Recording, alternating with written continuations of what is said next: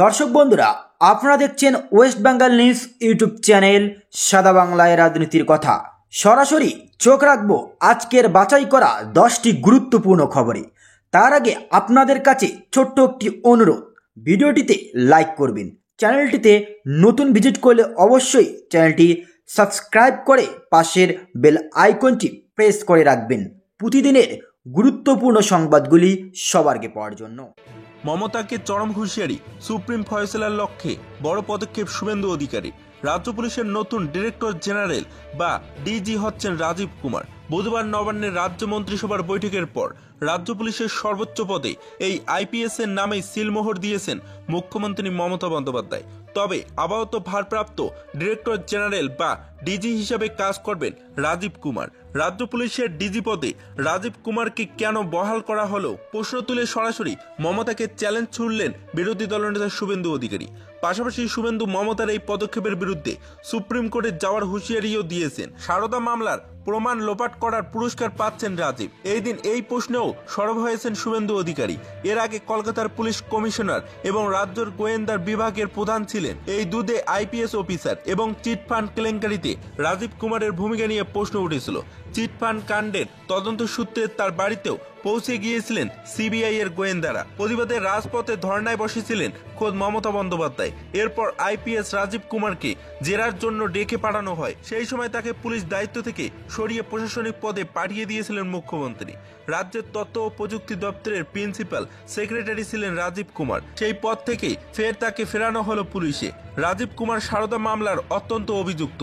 কলকাতার তৎকালীন পুলিশ কমিশনারের বিরুদ্ধে প্রমাণ লোপাটের অভিযোগ তোলে কেন্দ্রীয় তদন্তকারী সংস্থা। শুভেন্দু অধিকারীর অভিযোগ, রাজীব কুমার প্রমাণ লোপাট করেছিলেন বলেই সারদা কেলেঙ্কারির মাতারা এখন জেলের বাইরে। পাশাপাশি রাজীবকে রাজ্য পুলিশের ডিজি করার প্রশ্নে শুভেন্দু একে মমতার রিটার্ন গিফট বলে উল্লেখ করেছেন এবং বিরোধী দলনেতা মমতাকে নিশানা করে বলেছিলেন সারদার তথ্য প্রমাণ নষ্ট করে মমতা বন্দ্যোপাধ্যায়কে এখন বাইরে থাকার সুযোগ করে দিয়েছিলেন রাজীব কুমার এবং তিনি তার প্রতিদান দিচ্ছেন।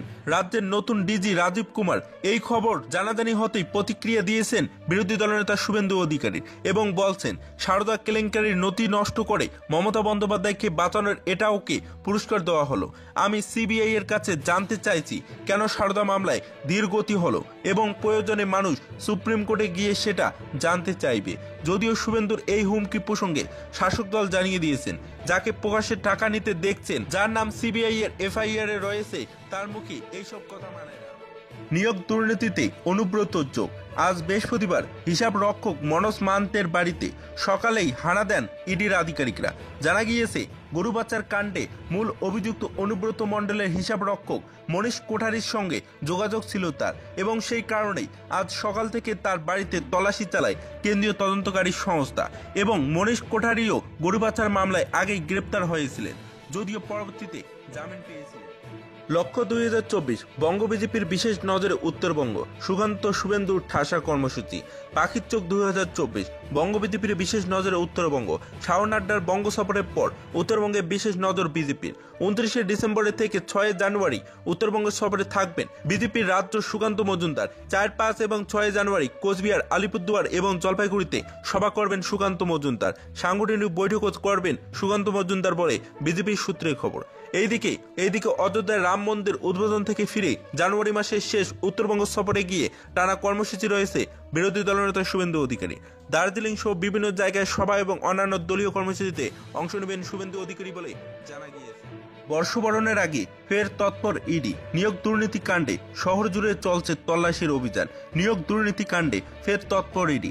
আজ অর্থাৎ বৃহস্পতিবার সকাল হতেই শহরের একাধিক জায়গায় তল্লাশির অভিযান চালাচ্ছেন এনফোর্সমেন্ট ডিরেক্টর। ইডির সূত্রে খবরে জানা গিয়েছে দুর্নীতি কাণ্ডে এবার ইডির স্ক্যানারে রয়েছেন একাধিক চার্টার্ড অ্যাকাউন্টেন্ট এবং ব্যবসায়ী ও হিসাব রক্ষকরা।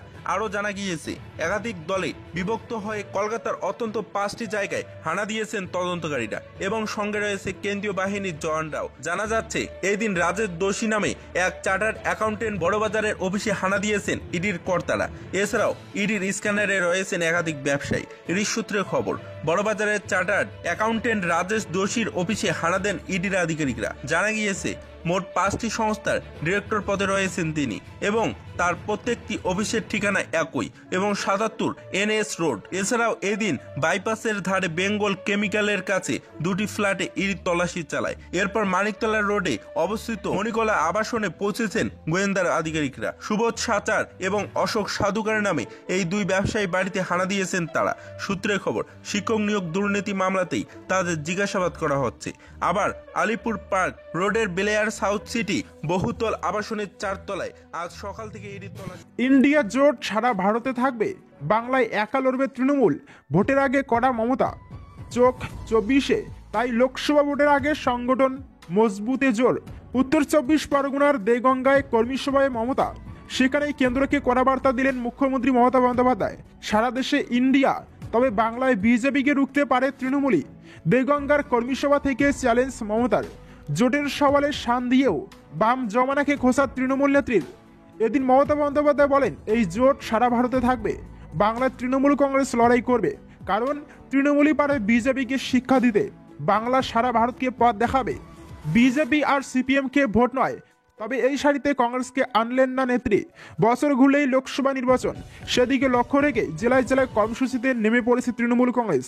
মমতা বুঝিয়ে দিতে চেয়েছেন, সারা দেশে বিরোধী বিজেপি জোট ইন্ডিয়া যেমন লড়াই করছে তেমনই করবে, কিন্তু বাংলার তৃণমূল একার শক্তিতেই বিজেপির বিরুদ্ধে লড়বে, অর্থাৎ বাংলার ভোটে জোট নয়। অন্যদিকে চাকলার কর্মীসভা থেকে কেন্দ্রকে অল আউট তোপ মমতার। সব বরাদ্দ বন্ধ করেছে, তবুও বাংলায় ঢালাও উন্নয়ন। ভোটের আগে বারবার এজেন্সির ভয় দেখায় বিজেপি ওয়াশিং মেশিন, বিরোধীরা সবাই চোর। প্রশ্নে সরব তৃণমূল নেত্রী। এমনকি সিএএ ইস্যুতেও তোপ দেখেছেন মমতা বন্দ্যোপাধ্যায়। দেশের সবাই ভারতের নাগরিক, নয়তো রেশন কার্ড আধার কার্ড কিভাবে? চাকলার কর্মীসভা থেকে সাহায্য প্রশ্ন তৃণমূল নেত্রীর। মন্দির উদ্বোধনেও মতুয়া উন্নয়নের শান। তিনি বলেন, ঠাকুরবাড়ির উন্নয়ন আমরাই করিয়েছি, ভোট এলেই ওরা ঠাকুর বাড়িতে যায়, বড় বড় কথা বলে। প্রসঙ্গত এদিন দেগঙ্গার কর্মী সভায় মমতা বন্দ্যোপাধ্যায় ঘোষণা করেন, নির্মল ঘোষকে চেয়ারম্যান করে তৈরি করা হচ্ছে নতুন কোর কমিটি। এতে থাকছেন শোভনদেব চট্টোপাধ্যায়, ব্রাত্য বসু, চন্দ্রিয় ভট্টাচার্য, রতিন ঘোষ, সুজিত বসু, নারায়ণ গোস্বামী, তাপস রায়, বীণা মণ্ডল, বিশ্বজিৎ দাস, নুরুল ইসলাম, মমতা বালা ঠাকুর, গোপাল শেঠ, সুরজিৎ বসু, সুকুমার মাহাতো, তাপস দাশগুপ্ত, গোবিন্দ দাস, রফিকুল ইসলাম সহ বেশ কয়েকজন। আব কি বার মোদী সরকার নয়। 2024-এর লোকসভা ভোটে নতুন স্লোগান বিজেপির। 2024-এর প্রথম থেকেই লোকসভা ভোটের তোড়জোড় শুরু করে দেবে সব রাজনৈতিক দল। শাসক দলের অন্দরে সেই প্রস্তুতি ইতিমধ্যেই শুরু হয়ে গিয়েছে। 2024 পড়ার আগেই লোকসভা ভোটের স্লোগান সামনে আনলো বিজেপি। এবার আর আব কি বার মোদী সরকার নয়, ফির আয়েগা মোদি স্লোগানকে সামনে রেখেই ভোটের ময়দানে নামবে বিজেপি। সেই স্লোগানের আনুষ্ঠানিক সূচনা করে দিল গেরুয়া শিবির। 5 রাজ্যের বিধানসভা ভোটের পর এক কথায় কংগ্রেস মুক্ত উত্তর ভারত করে ফেলেছে বিজেপি। তার কোনো দ্বিধা তারা রাখতে চাইছেন না প্রচারে। তৃতীয়বারের জন্য যে ফের মোদি প্রধানমন্ত্রী হবেন, জনগণের কাছে সেই বার্তা পৌঁছে দিতেই নতুন এই স্লোগান সামনে এনেছে তারা। অযোধ্যার রাম মন্দিরের উদ্বোধনের আগে এই স্লোগান প্রকাশ করার নেপথ্যে সুকৌশলী রাজনৈতিক সমীকরণ রয়েছে বলে মনে করছে রাজনৈতিক মহল। সামনেই অযোধ্যার রাম মন্দিরের উদ্বোধন, আগামী 22 জানুয়ারি সেই ঐতিহাসিক ঘটনা ঘটতে চলেছে অযোধ্যায়। 2024-এর লোকসভা ভোটের আগে বিজেপির যে মেগা ইভেন্ট, সেটা আর আলাদা করে বলার অপেক্ষা রাখে না। আনুষ্ঠানিকভাবে হয়তো বিজেপি তার রাজনীতিকরণ করবে না, তবে কৌশলে সেই পথেই 2024-এর লোকসভা ভোটের প্রচারের ভিত্তি প্রস্তর রাখবে গেরুয়া শিবির। তার আগেই ফির আয়েগা মোদি সরকার স্লোগান তৈরি করে সোশ্যাল মিডিয়ায় প্রকাশ করার মধ্যেই রয়েছে বিজেপির সুগঠিত পরিকল্পনা। হিন্দিতে সেই নতুন স্লোগানের ভিডিও প্রকাশ করেছে বিজেপি। তাতে বলা হয়েছে, রামজির ইচ্ছেতেই মোদি ফের আসবেন সরকারে। মোদি কোনো ব্যক্তি নন, তিনি ভারতের প্রতিনিধি। তিনি 140 কোটি ভারতবাসীর আশা ভরসা। তাই আবার মোদি আসবেন, ফের মোদি আসবেন।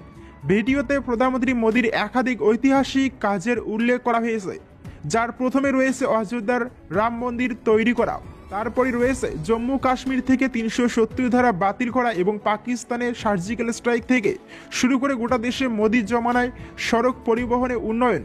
দেশবাসীর উন্নয়নে এবং প্রতিটি প্রতিশ্রুতি রক্ষায় মোদি সরকার যেভাবে কাজ করেছে, তার জন্যই তিনি আবার ক্ষমতায় আসবেন বলে দাবি করা হয়েছে ওই ভিডিওতে। এদিকে জানা গিয়েছে জানুয়ারি মাসেই নাকি লোকসভা ভোটের প্রার্থী ঘোষণা করবে বিজেপি। রাম মন্দিরের উদ্বোধনের আগেই এক প্রকার লোকসভা নির্বাচনের প্রচারে ঢাকে কাঠি পড়ে গেল।